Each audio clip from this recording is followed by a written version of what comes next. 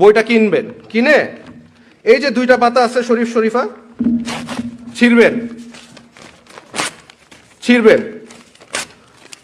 ছিঁড়ার পরে আপনারা হচ্ছে ওই বইটা আবার দিয়ে দিবেন, দিয়ে বলবেন এটা কম, অর্ধেক দামে বেচো, যাতে মানুষেরা 50 বছরে ওয়াদা করেছে ক্ষমতায় যাওয়ার আগে কোরআন সুন্নাহ বিরোধী কোন আইন দেশে পাস হবে না, অথচ 50 বছরে পুরা উল্টা ক্ষমতায় যেই শিক্ষা ব্যবস্থায় হাত দেয়।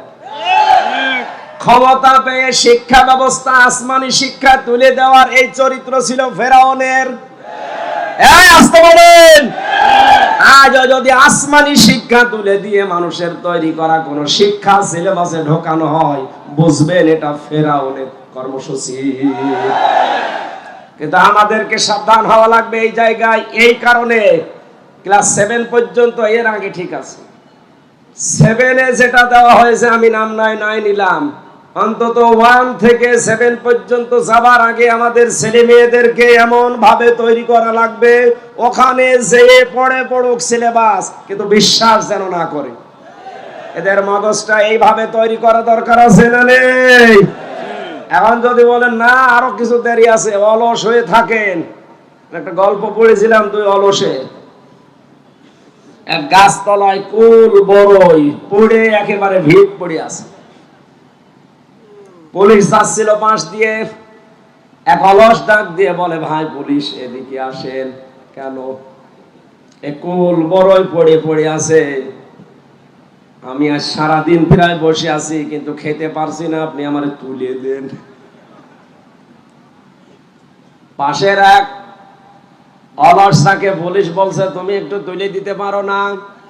ওই অলস ডাক দিয়ে বলে, পুলিশ ভাই কি বলবো, কিছুক্ষণ আগে একটা কুকুর এসে আমার মুখ চাটছিল, ও দেখেছে তাও নাড়া দেয়নি, আর আমিও হাত দিয়ে নিষেধ করিনি। আমি হাসির খোরাকি দেওয়ার জন্য বলি নাই, বাস্তবতা এখন সামনে আমাদের এইটাই। এখনো যদি হাত না ছাড়া দেন, এখনো যদি আপনি একটু না করেন, কুকুর এসে মুখ চাটবে। কথা বলে না কেন? নাম ধরা লাগবে। এই জন্য আমাদের ছেলে মেয়েদেরকে এখন তৈরি করা লাগবে, এই যে কেজি 1 থেকে, পেলে থেকে, নার্সারি থেকে এমন ভাবে তারে শিক্ষা দিয়ে 7 পর্যন্ত নিয়ে যেয়ে পৌঁছিয়ে দেন, ও পাস করার জন্য সিলেবাস পড়ুক, কিন্তু এটা তো বিশ্বাস না করে। আমি আশা করি কথা ডিপলি না গেলেও বোঝাতে পেরেছি। আল্লাহ তুমি এদের তৌফিক দাও বোঝার, জোরে বলেন আমিন। আল্লাহ কিনতে চান প্রথমে মুমিনদেরটা, কি কিনবেন? আনফুসাহুম, তাদের জান। কি কিনবেন? বলেন জান মানে আমাদের এই জান নিয়ে আল্লাহ কি করবেন? মানুষের জান, তার জীবনকে পবিত্র করার জন্য আমি 2টা ঔষধ পেয়েছি। 1 নম্বরে মানুষের জীবন পবিত্র করার জন্য শিরিক মুক্ত জীবন তৈরি করা লাগবে। দেখো ভেবে চিন্তে আমাদের জীবনে যেন শিরিক না আসে। শিরিক আবার 4 প্রকার: শিরিক বিল জাত, শিরিক বিল সিফাত, শিরিক বিল ইখতিয়ার, শিরিক বিল হুকুক।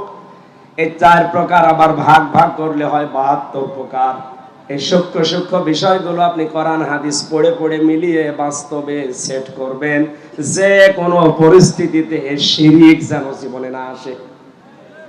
ইন্নাল্লাহা লা ইয়াগফিরু আন ইউশরাকা বিহি ওয়া ইয়াগফিরু মা দুনা যালিকা লিমান ইয়াশা। আল্লাহ পাক বলেন, বান্দার সব অপরাধ মাফ করে দেব, কিন্তু শিরিকের গুনাহ মাফ করব না। এজন্য আমাদের জীবনকে পরিচ্ছন্ন পবিত্র করতে হলে কি মুক্ত হওয়া লাগবে? 2 নম্বরে আমরা যেন বেদাত না করি। এই 2টা বিষয় যদি আমাদের ভেতর থেকে দূর হয়ে যায়, শিরিক আর বেদাত, আল্লাহর কসম আমাদের জীবন হবে পবিত্র পরিচ্ছন্ন। ওই জীবন আল্লাহ কিনতে চান, সাধারণ ভাবে কিনবে না, শাহাদতের মরণ দিয়ে ধন্য করে কিয়ামত পর্যন্ত রিজিক দিতে থাকবে। 2 নম্বর, ওয়া আমওয়ালাহুম, তোমাদের মাল আল্লাহ কিনতে চান। মালের বহু বচন আমওয়াল আল্লাহ দিলেন এই কারণে আমি তাফসিরে খাজেনের ভেতরে মাল শব্দের ব্যাখ্যা পেয়েছি 9 প্রকার। কয় প্রকার? আরো জোরে। এর 1 নম্বরে আছে নেককার নারীর নাম। এই দুনিয়াতে সবগুলো নবীজির দৃষ্টিতে সম্পদ। আর দুনিয়া কুল্লুহা মাতাউন ওয়া খায়রু মাতাউদ দুনিয়া ইমরাতুস সালিহা। পৃথিবীর সবকিছুই সম্পদ, এর ভিতরে উত্তম শ্রেষ্ঠ সম্পদ হচ্ছে আল্লাহওয়ালা মেয়ে মানুষ। আল্লাহওয়ালা মেয়ে মানুষের গুণ আমি পেয়েছি আবার 4টা। কয়টা? হযরতে আসিয়া ছিলেন আল্লাহওয়ালা মেয়ে মানুষ। এই কথা বলেন না কেন? তার জীবনীতে দেখবেন সূরা তাহরিমের 11 নম্বর আয়াতটা আল্লাহ তার জন্য নাযিল করেছেন। এই দুনিয়াতে 2 জন নারীকে আল্লাহ 2টা আলাদা জিনিস দিয়েছিলেন। একজনকে জীবিত অবস্থায় সালাম দিয়েছেন, আমাদের নবীজির স্ত্রী খাদিজাতুল কুবরাকে। 2 নম্বরে জীবিত অবস্থায় জান্নাতের ঘর দেখিয়েছেন হযরতে আসিয়াকে। মা বোন যারা এসেছেন, মেয়েরা এসেছে, সম্মানিতা মা বোনেরা, নেককার নারী হওয়ার জন্য অন্যতম গুণ হচ্ছে স্বামীর প্রতি আপনি যত কঠিন পরিস্থিতি হোক বরদোয়া দিতে পারবেন না। নবীজি বলেন জাহান্নামের দিকে তাকিয়ে দেখলাম 2টা কারণে মেয়েরা জাহান্নামে বেশি যায়। 1 নম্বরে স্বামীর নাশকরিয়া করে, 2 নম্বরে ওরা কথায় কথায় শুধু বরদোয়া দেয়, মানুষকে লানত দেয়। হযরতে আসিয়াকে হাতের ভেতরে প্রেক লাগিয়েছে, কপালের ভেতরে প্রেক লাগিয়েছে, শলাকা পায়ের ভেতরে প্রেক লাগিয়ে ফেরাউন যখন তার মাথার উপরে গরম তেল ঢেলে দিচ্ছিল, আল্লাহ রাব্বুল আলামিন ফেরেশতা জিবরাইলকে বললেন জান্নাতটা তুলে ধরো তার সামনে। দরাবাল্লাহু মাসালাল লিল্লাযিনা আমানু ইমরাতা ফিরআউন ইয ক্বালাত রাব্বি ইবনিলি ইনদাকা বাইতান ফিল জান্নাতি ওয়া নাজ্জিনি মিন ফিরআউনা ওয়া আমালিহি ওয়া নাজ্জিনি মিনাল কওমিজ যালিমিন। জোরে বলেন আল্লাহু আকবার।